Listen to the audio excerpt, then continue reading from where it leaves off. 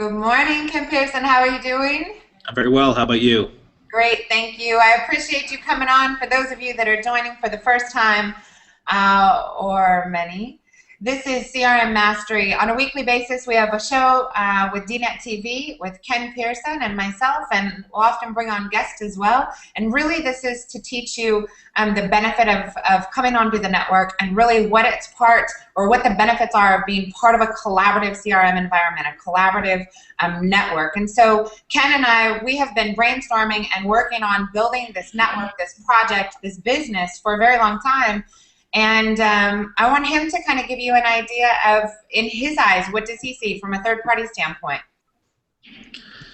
Jen, this is pretty good stuff, and thanks for having us this morning. And I'm pretty excited about this because we've made some evolutions with respect to DNet and the value that you get as a member. So what I'm going to first touch upon is something that's extremely large, but at the same time not the focus of this discussion. Okay, the first thing is that, as we've talked about in other videos and we'll continue to talk about in more detail, is when you sign on as a DNet vendor, well, number one, you get a CRM system, and you also get leads that are sent to you. So this is extremely exciting because it's just like I said before, paying for a lead service. You're basically getting all these qualified leads that are coming through to you. Now that's great already. I mean, on its own, number one, you're getting a CRM system that's world-class. Number two, you're getting leads that are sent to you. I mean, the amount of money that this would cost outside of DNet is just astronomical. Okay? I'll give you an example. Nimble, I just got an email from Nimble CRM that was offering 8 user licenses for 1 year for $1,500. That's absolutely ridiculous because Mother does so much more than what Nimble is offering you, and you're just getting it for nothing in this case.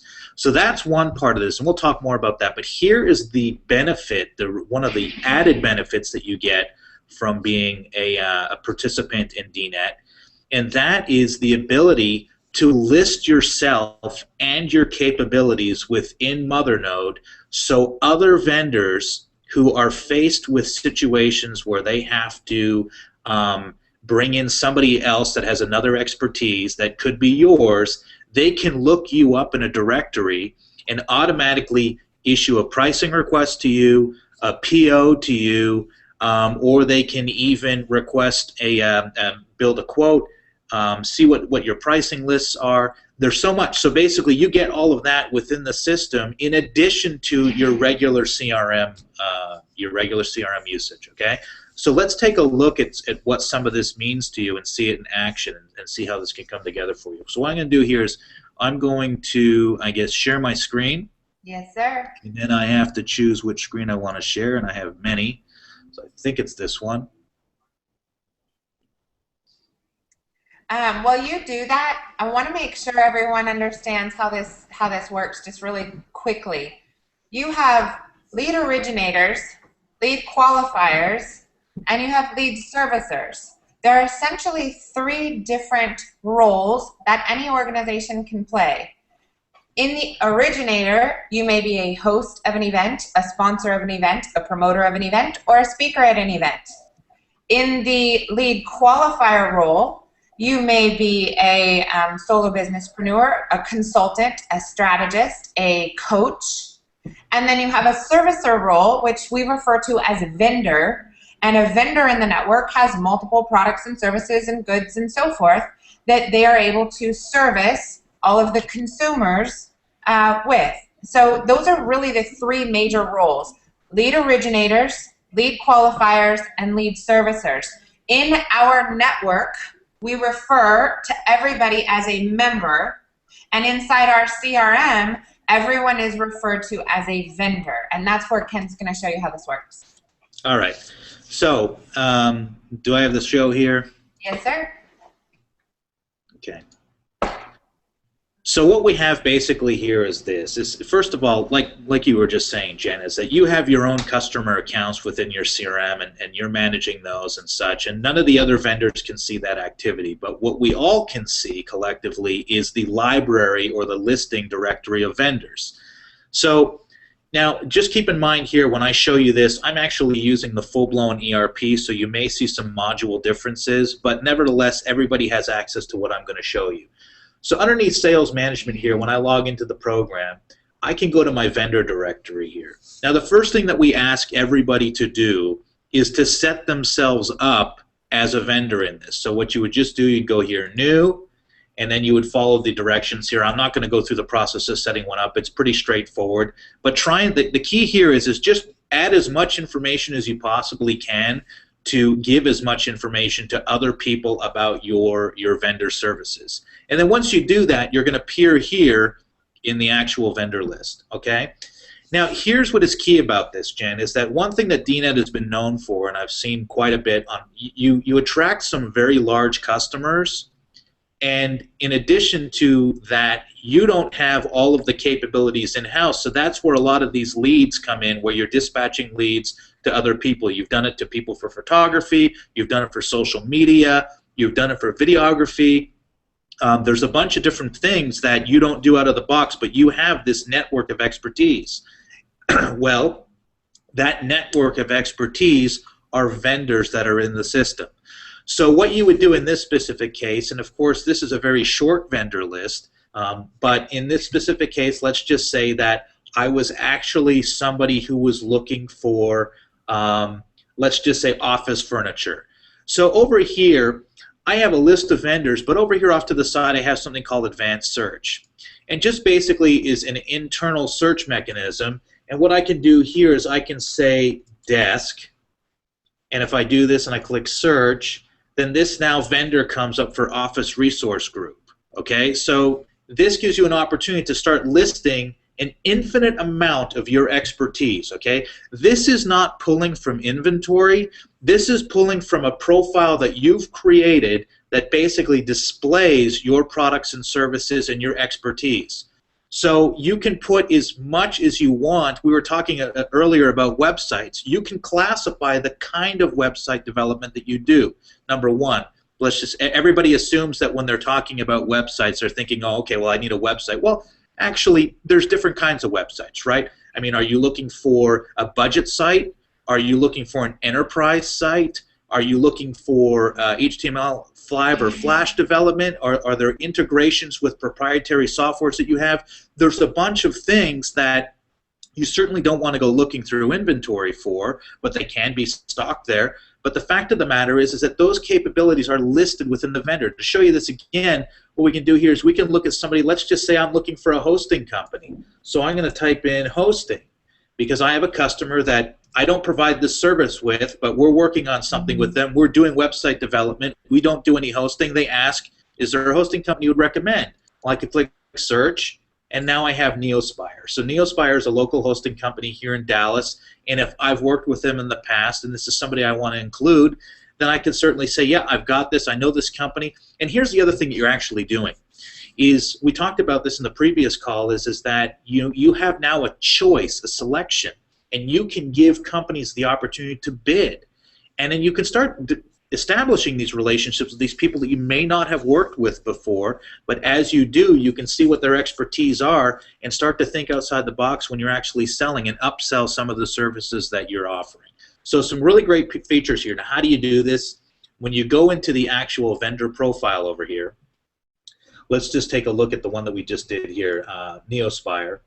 And down in here, the vendor details, you can see that this is where you can go ahead and list these items. So in here I put web hosting, data center, and you can see when we typed in the search, we only did hosting, so anything that had the word hosting that came into this would appear. But I can continue to add email as an option. I can say that continue going down the list, they sell Google Apps. So the list goes on, and this is how a vendor would prepare their products and services. You can see they can put it as different sort of tiers of categories here, proprietary products, so they can include that as well, something that they may sell that's unique to their business. I think that there's some products out there that for instance, Mothernote would be an example of a proprietary product. So if somebody were to list that they were a Mothernote reseller, et cetera, they can put that in, or we put that in ourselves, et cetera. So there's a plenty of things you can do here. This is part of filling out your entire process here.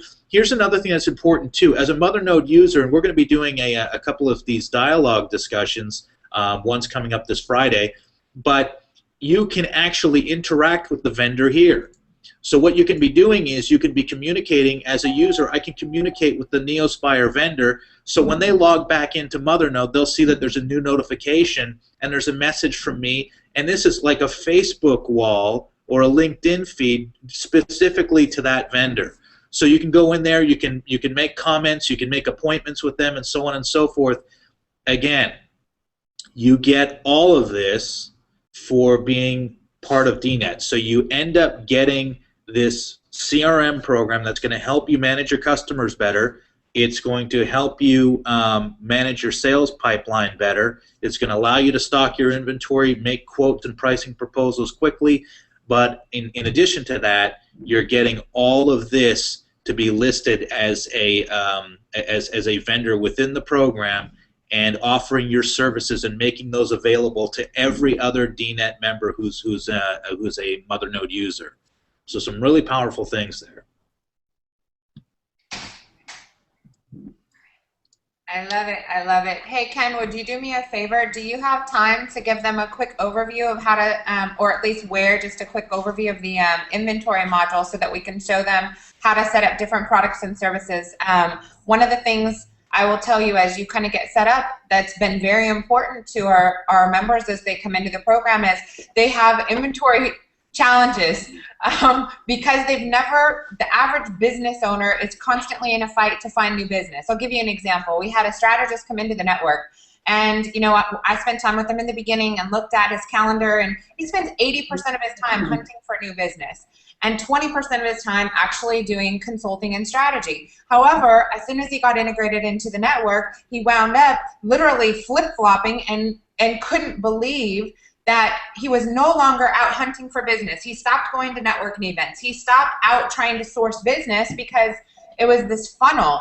So he wanted to be able to put his consulting hours into the system, and this was a little different, but he wanted to be able to cap those off and say, I only have so many available for purchase or for resale. So if we have 20 speakers that are interested in utilizing one of our strategists' time in order to sift and sort and process those opportunities or qualify those opportunities, he wanted to make sure that he was able to allot certain hours out there. So same thing with selling this coaching. So that was a big deal. We also had a web vendor that came in, and that vendor said, hands down, I can only do 2 projects a month.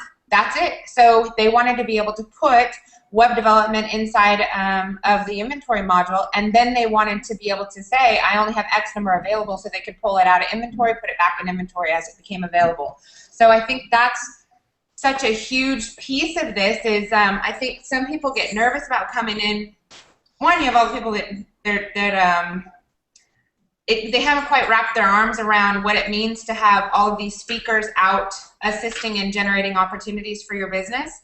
And then on the flip side, you have individuals that say, you know what, I can't handle, I may get to overcapacity, I'm not set up to be able to take on that much business. So how can I do load balancing in the English language? How can I control the volume? I should say that.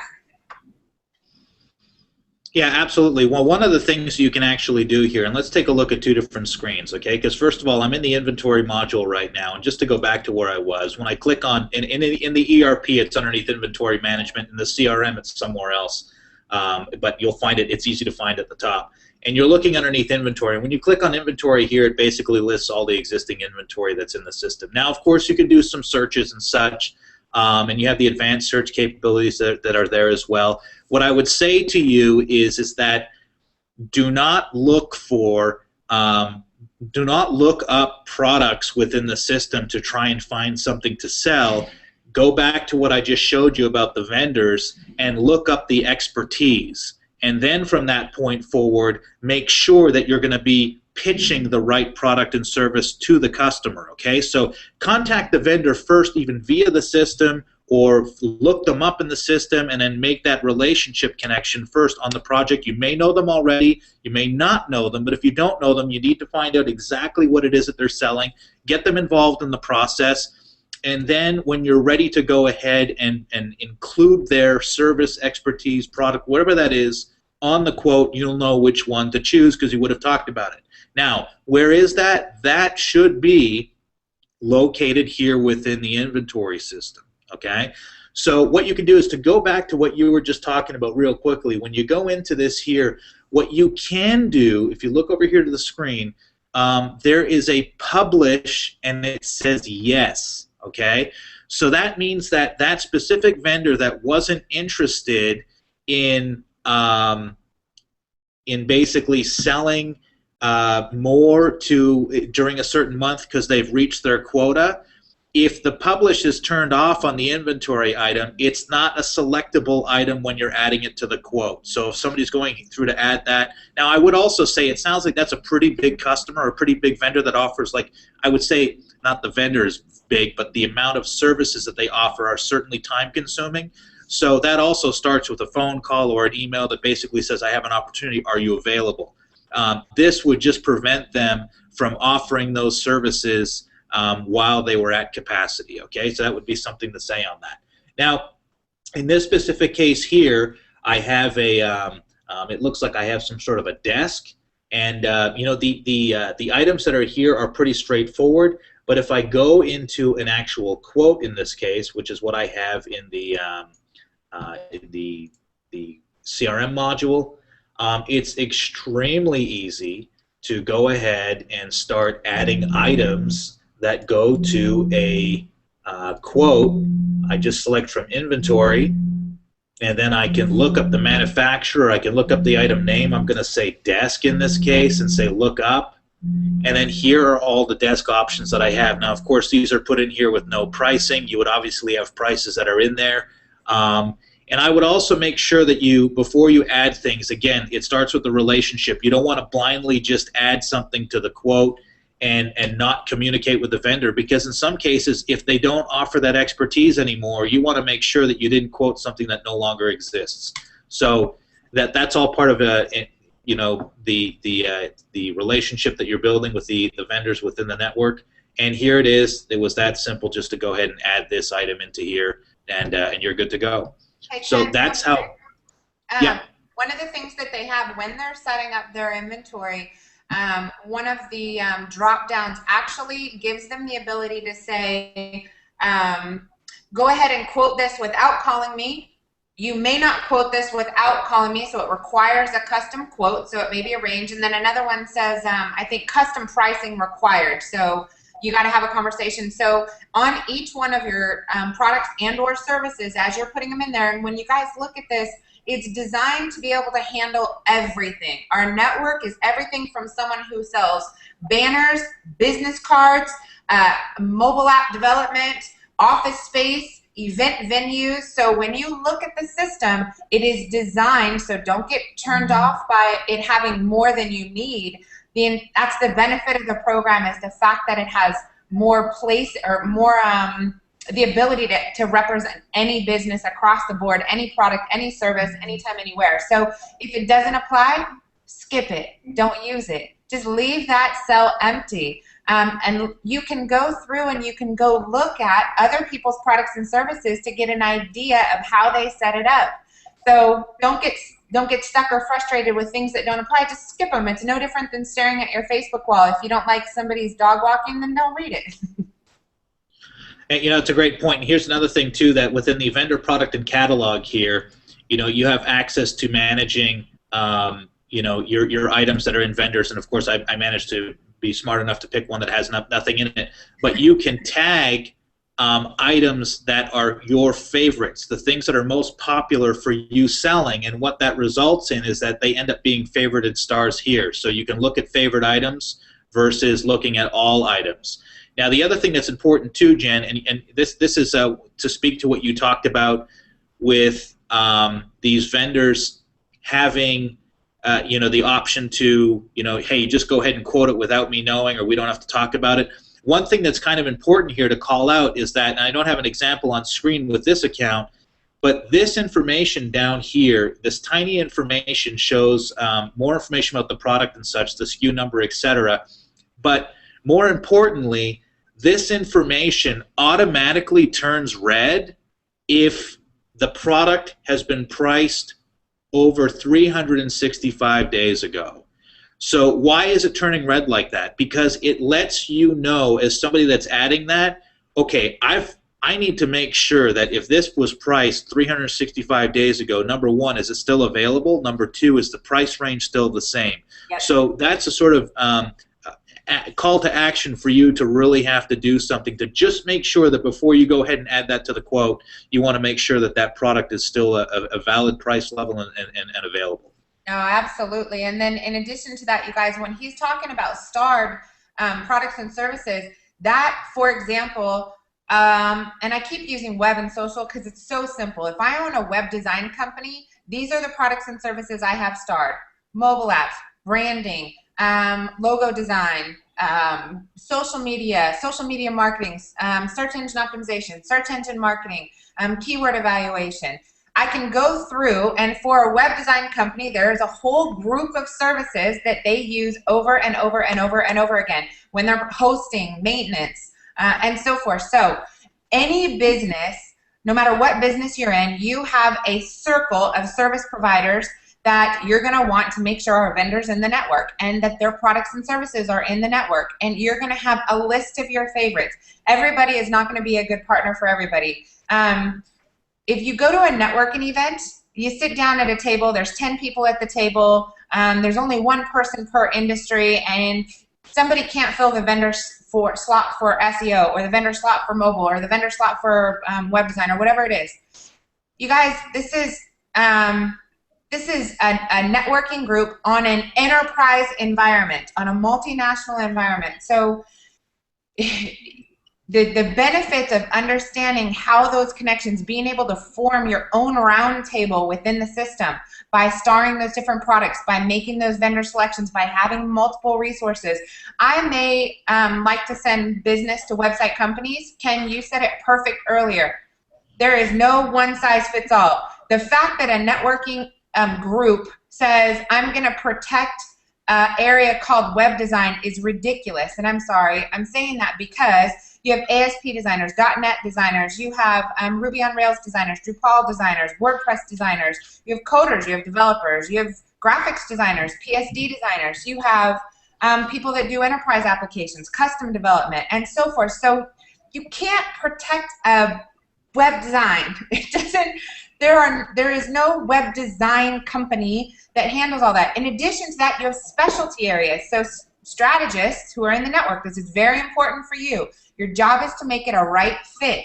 So that means it might be a web designer who specializes in WordPress. However, if you're talking to somebody and they say, well, I'd really like to work with someone who has experience in medical, the qualifying questions, and this is important for vendors when you're putting your products and services in the system, when you're putting each of your specialty areas, and for strategic partners, think about the qualification process.